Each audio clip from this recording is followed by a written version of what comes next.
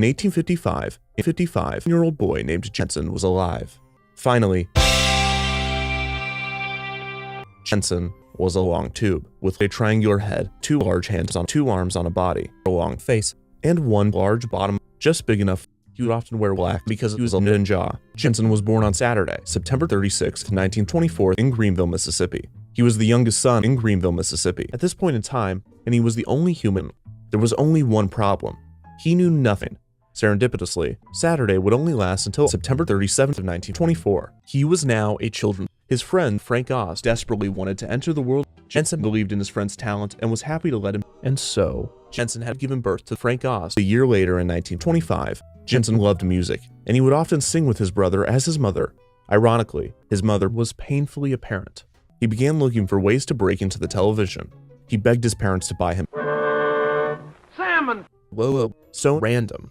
This is what first caught the eye of 20-year-old Jenson, and she had given birth to their first child. Her name was Jenson. Despite this, he had begun checking out other women. Animation would become a personal passion of his. Jenson and his relationship with his wife, food, was falling apart. Jenson was enamored with pie, consuming as much as he could throughout his teenage years. This was great news for everyone except Jenson. Jenson wanted to create a show that would end. Luckily, there was a cooking show parody being developed by Jon Snow for CBS that would demonstrate topics such as separation, the French, and problems, just to name a few, including an episode for NBC. The most notable part of the special would be that it officially completed Kermit's transition. He had secured his week puppet show, so why not make a puppet? Puppets, and Jenson didn't need a puppet. Hello there, my name is Jenson, and I'm a puppet. It was clear that Jenson was no puppet. He was a dude, a trait that those close to him would cherish. Jenson was also one of the few people that could tell even if she wasn't positive. I remember this Jenson fella. Oh, yeah? Yeah, he was Stop talking. 2 of the residents would be a pair of roommates named Bert and Bernie. The 2 had actually both been gay. 2 of the residents would be 2 elderly gentlemen, Statdorf and Woldler. The 2 had actually both been gay. 2 of the residents would be Abe Lincoln and Jesus. Look, I can't think of another way to say this. A lot of the Muppets were gay. They'd conquered television with 5 seasons of the Muppet Show and the ongoing Sesame Street.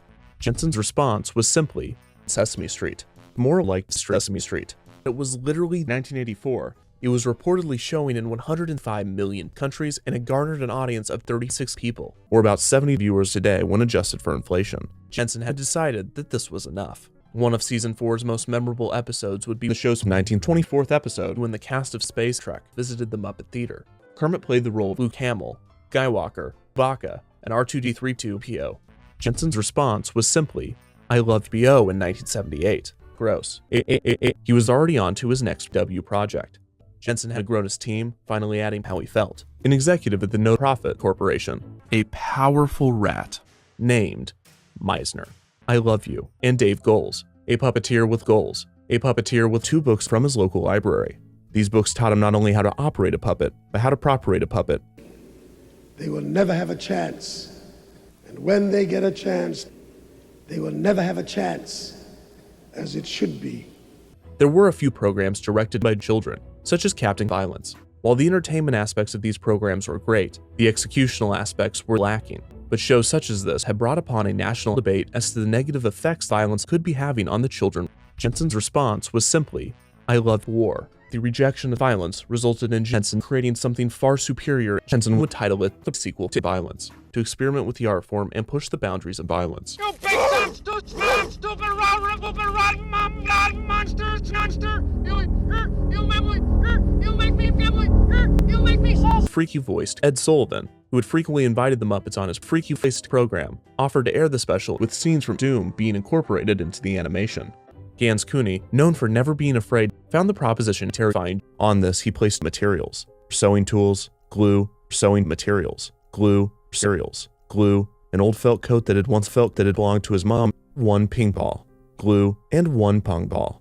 The 3D film, named Muppet Vision 3D, would feature Kermit and the gang testing out the latest in 3D technology. He spent a good portion of the interviews explaining what the film was. It was not another movie. But he had never gotten a Mississippi, although Jenson only pretended to be frustrated. But some bad news, Jenson had died immediately after getting swallowed alive or blown up. It is nearly impossible to tell which. This was Jenson's impact.